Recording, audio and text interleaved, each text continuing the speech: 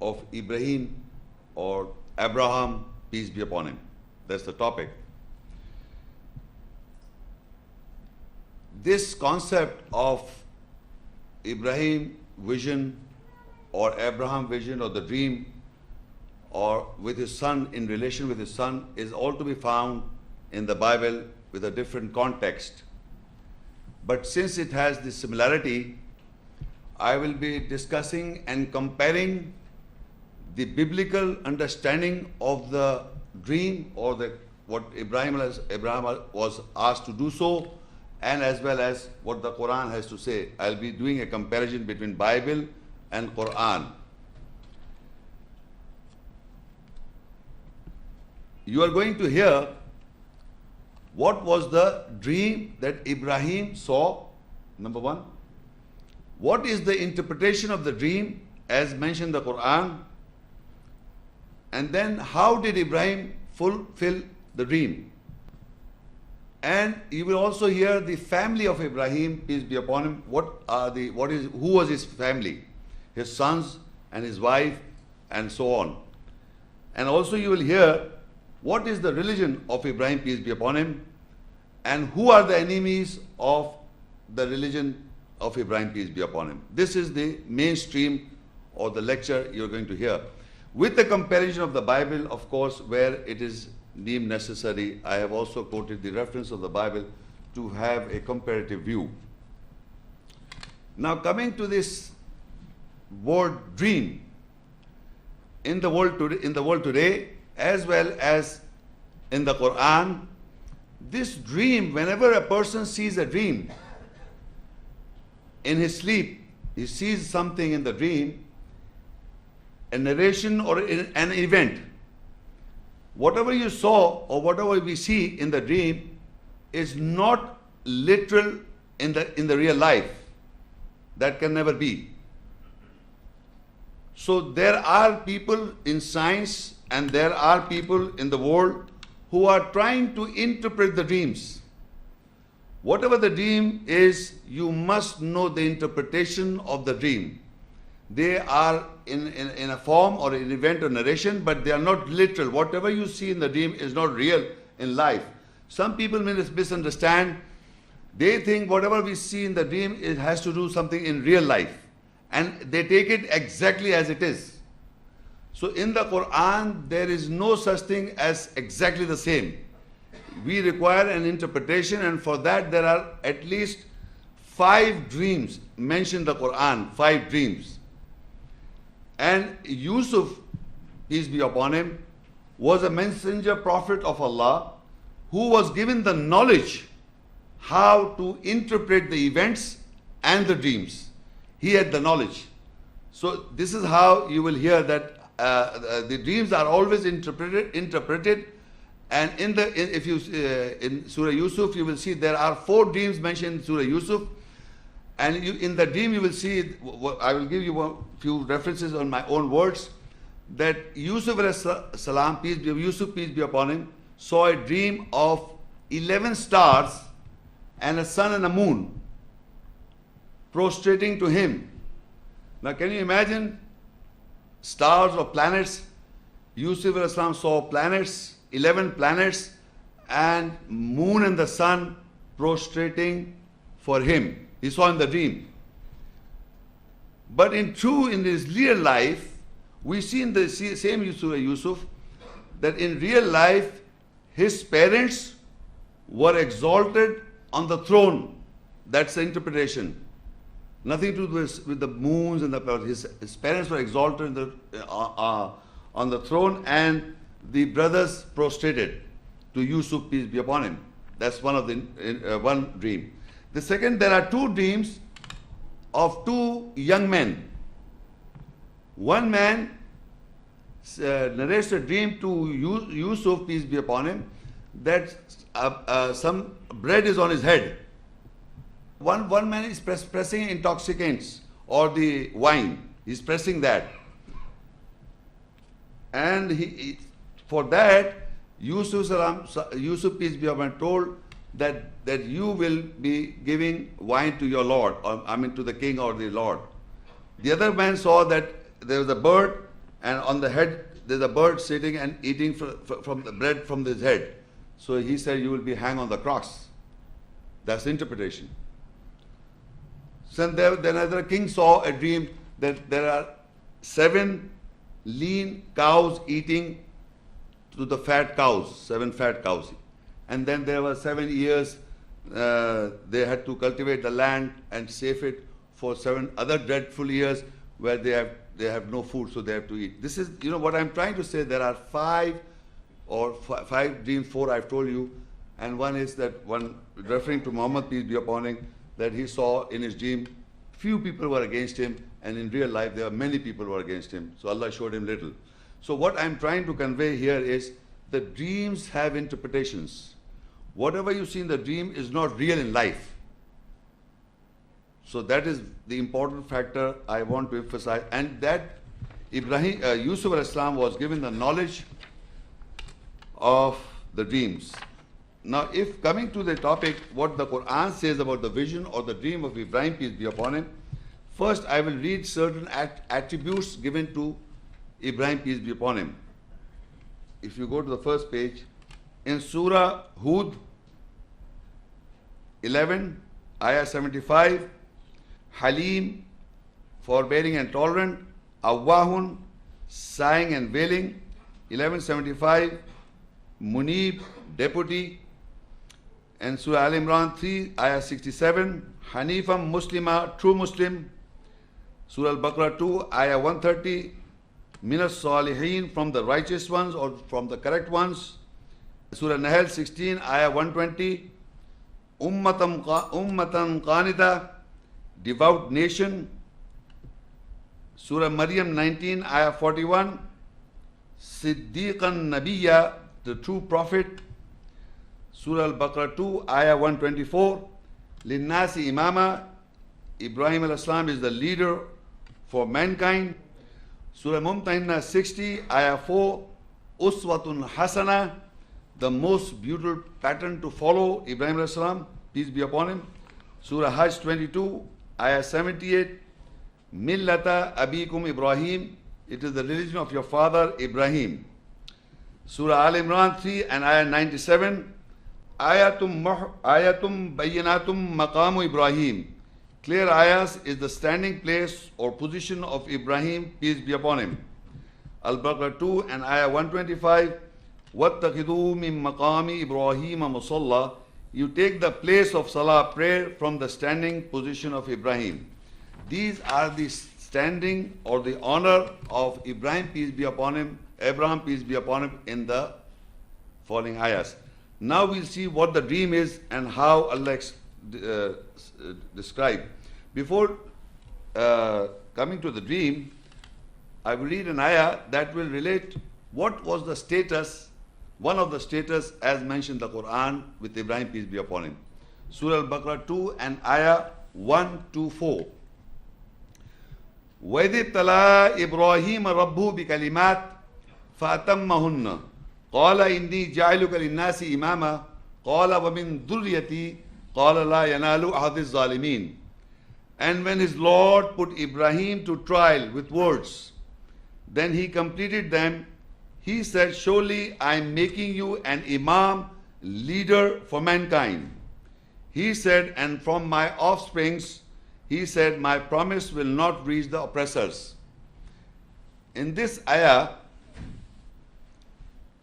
Ibrahim alayhi salam, or Abraham, peace be upon him, was put to trial by the Lord, put to trial by his Lord with words. Now the Quran is how Allah put to trial to mankind is through his words. These Quran, Arabic text, are the words of Allah. Once you understand the words, you understand the spirit and the essence of the message of Allah, then you understand, then you obey and follow. So by the words you are being put to trial. Allah himself is directly communicating to man through his words. And this is how Allah try mankind, by his words. So once you understand the essence of the message of the words, then you have to follow. So Ibrahim alayhi salam, peace be upon him, was tried by the words. And in those words is the essence of the message of Allah. So he completed them, meaning he completed whatever the message was given to him. He completed them. So Allah said, I will make you the Imam or the leader for all mankind. The leader of mankind of all times. Ibrahim or Abraham, peace be upon him, of all human race on this planet Earth. So immediately Ibrahim, peace be upon him, asked Allah, Qala wa min dhurriyati. He said, and from my offsprings, Allah said, he said, my promise will not reach the oppressors.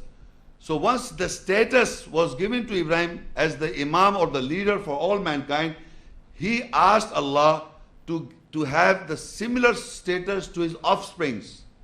So Allah says, he will give the Imam or the leadership among his offsprings, but it will not reach the people who are oppressors. So there are people who are the offsprings of Abraham, peace be upon him, who are oppressors also. And there are people who are followers of Ibrahim alayhi salam. They are true Muslims, submitters. We'll see in the ayahs. So Allah says, my promise will reach among the offsprings of the Ibrahim, peace be upon him, as the leader to those who are followers of Ibrahim, peace be upon him.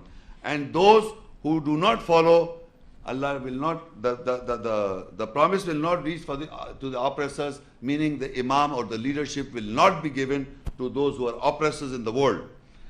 Now, from the moment Ibrahim, peace be upon him, came to know that the imamat or the leadership is given in his offsprings also, so he says in Surah As-Safat 37, 100 and 101, Rabbi habli minas salihin. O my Lord, grant me from the correct ones. فَبَشَّرْنَاهُ بِغُلَامٍ حَلِيمٍ. So we gave him the good news of a tolerant, forbearing boy. Now Ibrahim alayhi salam, you must know that Ibrahim, peace be upon him, got the status of Imam, the leader. He's asking a similar status for among his offsprings. So he asked Allah, grant me from the righteous ones, or those who correct, who amend their lives. So Allah said, we gave him the good news of a tolerant and a forbearing boy. And we'll see who is this person. Now in Surah Maryam 19 and Ayah 54, وَاذْكُرْ فِي الْكِتَابِ إِسْمَاعِيلَ إِنَّهُ كَانَ صَادِقَ الْوَعْدِ وَكَانَ رَسُولًا نَبِيًّا. And remember Ismail in the book. Surely he was truthful of the promise and he was a messenger prophet. Now this boy, the good news was given of a tolerant boy, Allah says, وَاذْكُرْ فِي الْكِتَابِ إِسْمَاعِيلَ. And remember in the book about Ismail Islam, peace be upon him. إِنَّهُ كَانَ صَادِقَ الْوَعْدِ. Surely he was a truthful prophet. وَكَانَ رَسُولًا نَبِيًّا. And he was a messenger and a prophet. Now we are reading this ayat. What we have to find out, what is the promise that Ismail, peace be upon him, fulfilled? What is the promise? What Ismail Islam fulfilled? If you read further in Surah, coming back to page number 4 and 5, As-Safat 37 and Ayah 102. فَلَمَّا بَلَغَ مَعُ السَّعْيَ قال يا بني إني أرى في المنام أني أذبحك فانظر ماذا ترى قال يا أبت افعل ما تؤمر ستجدني إن شاء الله من الصابرين. And when he reached to make an effort with him or endeavor with him, he said, O my son, surely I saw in the sleep that I am slaughtering you. So view it what you see. He said, O my father, do what you are being ordered. Then you will find me, if Allah wills, from those who have patience. In this ayah, the dream, you can see the dream. You can see the dream. When this son reached an age of where he can do some efforts and do endeavor with him, So Ibrahim alayhi salam saw a dream. And the dream was, in the dream, remember this. قَالَ يَا بُنَيَّ إِنِّي أَرَى فِي الْمَنَامِ. Surely I see in the dream that I am slaughtering you. In the dream. Then he asked his son, view it. You also see it. When I'm narrating to you, view it, and what you see. فَانْظُرْ مَاذَا تَرَى. فَانْظُرْ مَاذَا تَرَى. So the son says, قَالَ يَا أَبَتِ افْعَلْ مَا تُؤْمَرْ. He said, do what you are being ordered. سَتَجِدُنِي إِنشَاءَ اللَّهُ مِنَ الصَّابِرِينَ. Surely if Allah wills, you will find me those who have patience. Now, Ibrahim alayhi salam sees the dream, and in the dream he saw that I am slaughtering, physical slaughtering of the son. That's in the dream. Remember. And then he asked his son, what is your view? What would you do if you are in that position that I am slaughtering you? So he said, whatever Allah has ordered you, you do go ahead with it. I'll have patience of whatever. Then you'll find me if Allah wills for those who have patience. So this is the promise of Ismail alayhi salam to his father. This is Allah says in the first ayat I read, إِنَّهُ كَانَ صَادِقَ الْوَعْدِ, that he was truthful of his promise. So here in the Quran doesn't give the name, but we know that this is the promise that Ismail salam said, whatever Allah do what you are being ordered, then you will find me if Allah wills from those who have patience.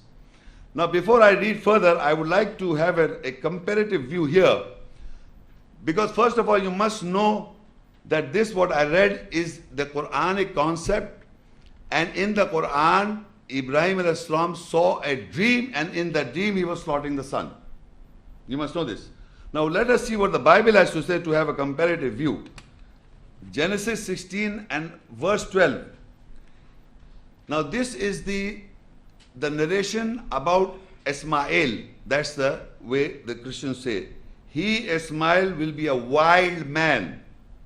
In the Quran he is a tolerant, forbearing son. In the Bible he is a wild man, and his hand will be against every man, and every man's hand against him, and he shall dwell in the presence of all his brethren. This is the status of the Bible, that he will be a wild man, and his hand will be against every hand, meaning he will be fighting all over, which the Quran doesn't say a word of like that. So you can choose and pick what the Bible has to say and what the Quran has to say. Now I am narrating the description of the event, the similar event, of what the Bible has to say about Abraham and his son. In Genesis 22 verse 9 and 10, and they came to the place which God had told him of. Abraham built an altar there, and laid the wood in order, and bound Isaac his son, and laid him on the altar upon the wood. This is, the altar of the wood, where you can put some wood on it and make us like, where you can lay down Isaac and his hands are bound. In the Bible, Isaac is mentioned. And Abraham took a knife, stretched forth his hand, and took a knife to slay his son. I am reading the Bible to educate you this concept about taking a knife to slaughter his son, because in the Bible God ordered to slaughter the son. In the Quran he saw a dream. It's not real, it's a dream. But here in the Bible it's an order, and now so Abraham took a knife and put his hand on, took a knife to slay his son. So God said, and he said, lay not thine hand upon the lad, neither do anything unto him, for now I know that thou fearest God, seeing you have not withheld thy son, thy only son, from me. Now the moment he wanted to slaughter, so God intervened. He says to Abraham, do not slaughter your son, for now I know that you are ready to kill your son because I ordered you. That means you want to even kill your son, even if I ordered. And believe me, the Quran very categorically says, do not kill your children. Do not kill your children means do not kill. So he will not give a false test by going his own law. When he said, do not kill your children, then how would he say that you slaughter your son? It's not logical. So in the biblical terms, he says that God wanted to know that you are ready to even kill your own son because I ordered. And now don't kill it. And look further, and in verse 13, and Abraham lifted upon his eyes and looked, and behold, behind him a ram caught in the thicket by his thorns. And Abraham went and took the ram and offered him for the burnt offering instead of his son. This is redemption or ransom. This ram was slaughtered instead of his son. Instead of his son, he slaughtered the ram, and ram was there. This is a biblical concept of slaughtering and what to do. This is a biblical concept. Now coming back to the same Quranic ayahs, we'll see Surah Safat 37:103. فَلَمَّا أَسْلَمَ وَتَلَّهُ لِلْجَبِينِ. When both submitted, and he, Ibrahim, elevated him for the front. Now, when he saw in the dream Abraham was slaughtering his son, and the son was ready to be slaughtered, what happened? They both submitted. Who? Ibrahim. Here, he didn't took a knife and wanted to slaughter. There is no mention in the Quran he took a knife and wanted to slaughter his son. There is not mention in the Quran. Both submitted, meaning they understood the message, what was said to him in the dream. What the dream was that he wanted to slaughter or sacrifice his son. So falamma aslama, they both, Abraham, Ismail or Ismail, both submitted. Watallahu lil jabin, and Ibrahim elevated him for the front. Elevated means in English language raised to a higher place or position of his rank or spiritual level. That's a elevation. To promote, exalt on a higher level in some respect. Now, you must understand that what the dream is that Ibrahim, peace be upon him, wanted an offspring who would be an imam, the leader like him. So Allah showed Ibrahim, peace be upon him, a dream, and in the dream he was slaughtering the son. So now actually he did not slaughter the son in the real life. We'll see what happens but what I'm trying to sum up is that he did not slaughter, but they both submitted, and he elevated his son. He elevated his son for the front, he brought him in front of the public, in front of people. Now what will happen, that you will note in the Quran, the interpretation is not mentioned here directly. The word interpretation is not mentioned in any part of the Quranic ayahs. But you will note in the Quran that Allah himself explained what is the interpretation of the dream. When I will read the ayat, we'll come to know. For example, Al-Baqarah 2 and ayah 125. وَإِذْ جَعَلْنَا الْبَيْتَ مَثَابَةً لِلنَّاسِ وَأَمْنًا وَاتَّخِذُوا مِن مَّقَامِ إِبْرَاهِيمَ مُصَلًّى وَعَهِدْنَا إِلَىٰ إِبْرَاهِيمَ وَإِسْمَاعِيلَ أَن طَهِرَا بَيْتِيَ لِلطَّائِفِينَ وَالْعَاكِفِينَ وَالرُّكَّعِ السُّجُودِ. And when we made the house a place of reward and safety or security for people, and you take the place of salah, prayer, from the standing place or position of Ibrahim, and we took a pact, a covenant with Ibrahim and Ismail, that both of you should purify my house for those who go round, and those who intend upon, and those who bow prostrate. In this ayah, you will note that the house is for the Kaaba or the house of Allah is for safety and security, made for mankind, a place of reward. And there is to take the place of salah, prayer, from the standing position of Ibrahim. But here, this is the important aspect. وَعَهِدْنَا إِلَىٰ إِبْرَاهِيمَ وَإِسْمَاعِيلَ أَن طَهِرَا بَيْتِيَ. That we took a pact or covenant with Abraham and Ismail, that both of you purify my house for those who go round, and those who intend upon, and those who bow prostrate. This is the important, that the interpretation of the dream you can see. Because he wanted his son to be the imam, the leader, so Allah asked Ibrahim to sacrifice your son in the cause of Allah. That both of you, the pact was that وَعَهِدْنَا إِلَى إِبْرَاهِيمَ وَإِسْمَاعِيلَ, both of you purify my house.